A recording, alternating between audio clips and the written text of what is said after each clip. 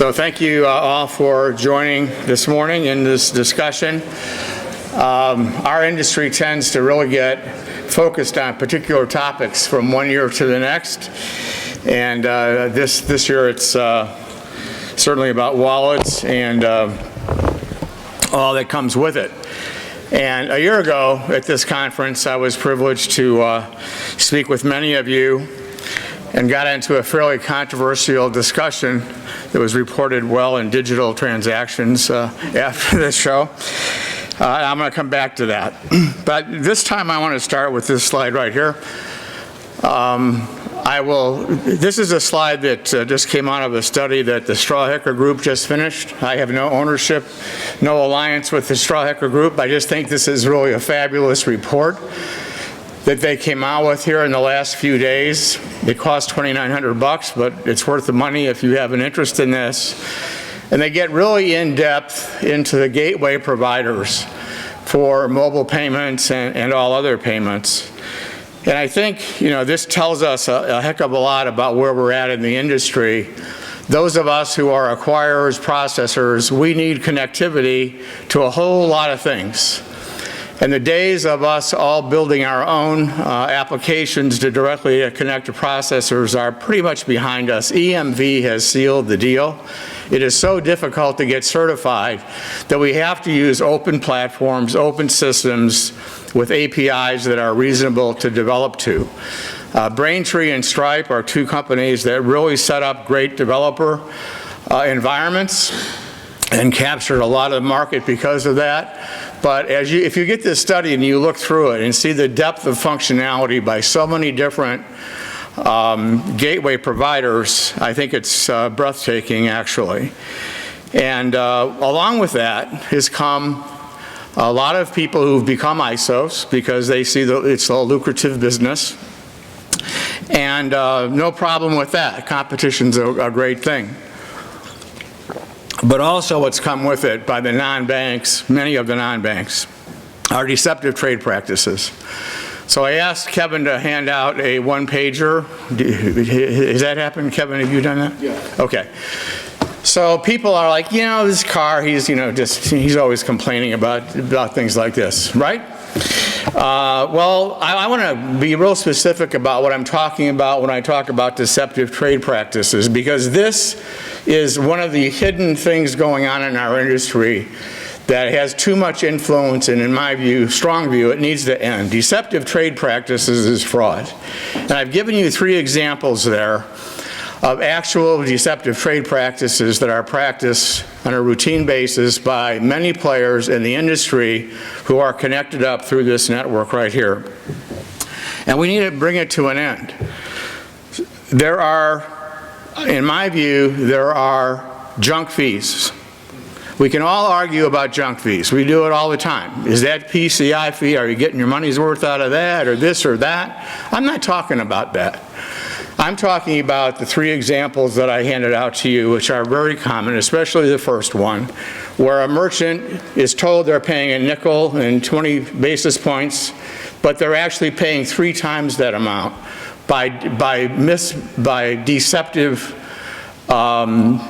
pricing on the statement, attributing fees to Visa and MasterCard that Visa and MasterCard are not charging.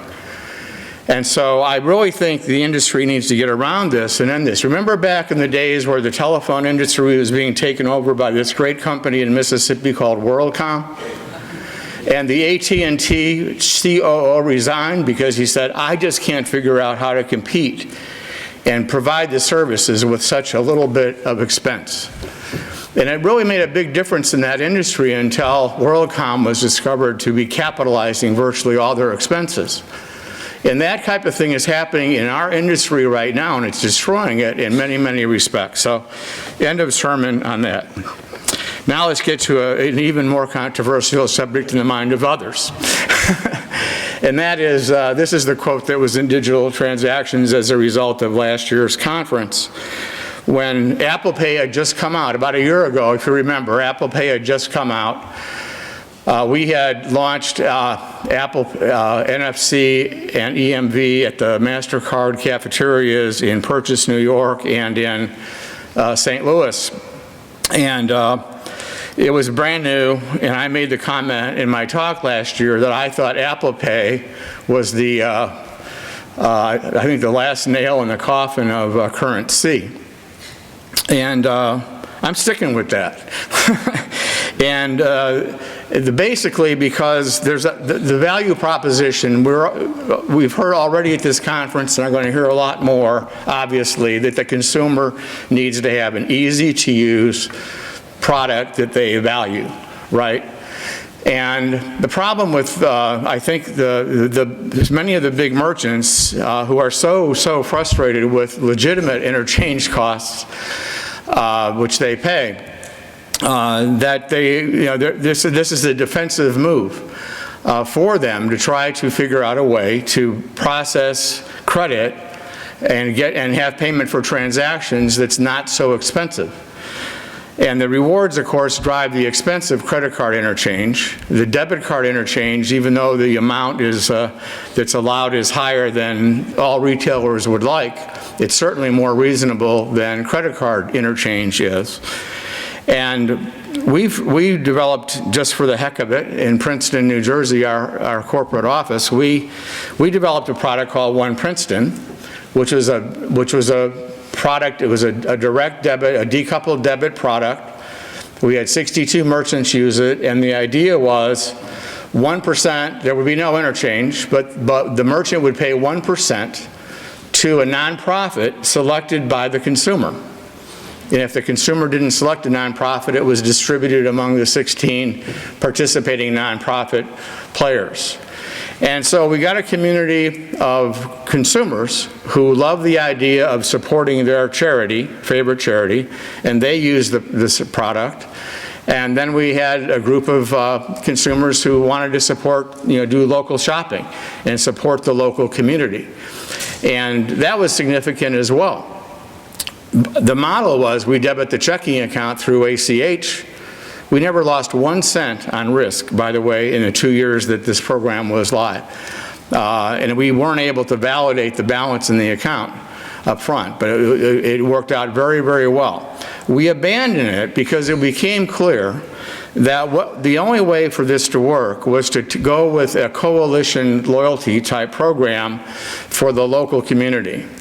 And despite the fact that we dropped it, the grocery store, which is by far the #1 merchant in town, they wanted to keep it, and we actually have left it open for the small number, several hundred consumers that are using it, and about 20 merchants have asked to stay on with the program, and we're keeping it that way. There needs to be an incentive for the consumer, and we've learned that giving a donation to the charity, lots of talk about it, always lots of great press about it, and excitement, legitimate, but when it comes down to it, those American Express points, those Citibank points, those Chase points are just really a lot more attractive. And the same thing is true for the go-to-market, the people who want to shop locally and support local communities. So what is the value proposition for current C? Other than being ticked off and wanting to go against the big brands, what is the value proposition being offered by the big merchants? Well, it seems to me that 5% off for Target Red is a great deal. That's a lot more expensive than a Visa or a MasterCard, I think. And so I think what's going to happen is we're going to go to more open platforms. The concept of American Express with plenty, I think is a concept that has a lot of legs.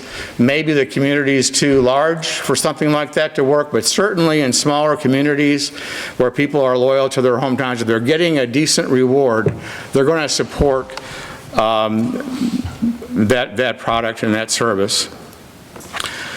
So one of the things that we've learned, we are fortunate to be the processor, the POS company for Taco Bell and a number of other fairly large retailers.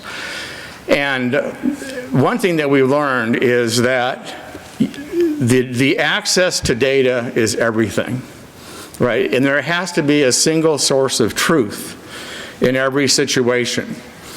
And I don't know how many of you have ever ordered online only to find out when you arrive at the restaurant that your product's not there because it was a 86. Who knows what an 86 product is at a restaurant? It's a product that you've run out of. And when that last blueberry muffin is gone, the next person to order it should be told that we don't have that in stock right now. And so that's an issue. You have to tie in, you have to have good data to offer a product that's going to make the consumer satisfied. Secondly, you've got to calculate the sales tax right. A lot of these ordering systems today that are out there, and there's hundreds of them, they don't properly calculate sales tax because they don't have access to the data properly. You've got to know what zip code it's in. You've got to know what is the SIC code. For the merchant, you've got to know if you buy a dozen donuts, that's taxed differently than if you buy a single donut. Very complicated stuff. And so that's an issue. Another issue is the inventory running out. Another issue is the pricing. Large merchants, of course, they monitor the pricing of their products centrally, and they'll push down price changes. That's the single source of truth. The home office is the single source of truth. Pushing it down to the stores, online ordering has to keep up with that, and it has to be handled in real time. So access to the data is crucial. Single source of truth. I think we're coming to the same realization conceptually of that with the wallets.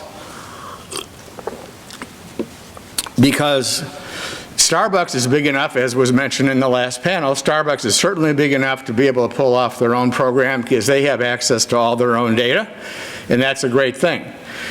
But most merchants aren't Starbucks, obviously, and they need to have access to this information. And they need to be able to get it from the single source of truth. So there needs to be connectivity to POSs. There needs to be connectivity to inventory information and lots of other things. The consumer, they don't want to go shopping somewhere and not use a reward that they had earned. Right? They get ticked off when they find that out. Well, there needs to be a source where an application can go and find out all these variables that need to be factored in to giving the consumer the best experience. And so I think we're learning that we need to go to an open platform. The same concept about why having an individual standalone loyalty program for a smaller merchant doesn't work is the same reason it doesn't work for a wallet. So really, the idea of a wallet, I think, I wish that I had a chip in my fingertip, and that could be my identity, my authenticated identity every time. Everything that we want to do with mobile technology could happen that way in terms of making payments, et cetera. And I think we need to, understand that the purpose of the wallet is to put the identity and tie the identity together of all the parts of the transaction that are important to the consumer. If we're going to get rid of the wallet, then we need to put the driver's license in, make that available, so that when we go to the airport and we want to check our bag, that we don't have to pull out. It's great to have the cell phone there with the QR code, but when you have to pull out the driver's license, what have you really saved? So that's coming, and I think, again, we don't want to all invent the wheel, right? We want to have APIs to the companies that have the validated, current, accurate information about the driver's license. We need an open platform. There's one more reason for it. So I think we're going to, things are moving fast. I think we're on a great track. The world's coming together. There's lots of business models out there that are being disrupted. It's going to continue for quite some time. I think that what we need to do is focus on getting the best data in real time and to get away from these issues in the industry that are really hurting a lot of people that I referred to earlier. So with that, I think we have 3 minutes or so. Is there a question or two? If you want to make a critical comment, I'm open to that too. Go ahead. You mentioned earlier the merchant considerations around the fees they pay for mobile transactions, and certainly there's been a lot of conversation in the industry from card brand suppliers about the possibility of creating kind of a new classification for mobile transactions that are less than pure card not present, but maybe a little higher than card present. You know, especially as more of the mobile payment world goes to highly encrypted, purely tokenized. Can you provide some thoughts around kind of where that is and where that might be going? Yeah. Why would Visa and MasterCard want to reduce their revenue? That's the question you have to answer, I think. They don't want to reduce their revenue. They want to increase their revenue. And Durbin Amendment was the worst thing that ever happened to them. By the way, there's another thing that just came out recently. Look at, there's a report that was produced by, well, it's in the S1 of First Data. First Data filed for their IPO. If you look in the S1 in the back, it talks about one of their alliances, I won't mention which one, that has $1 billion of top line and a 58% operating margin. Poor banks, they just can't make a nickel. Thank you very much.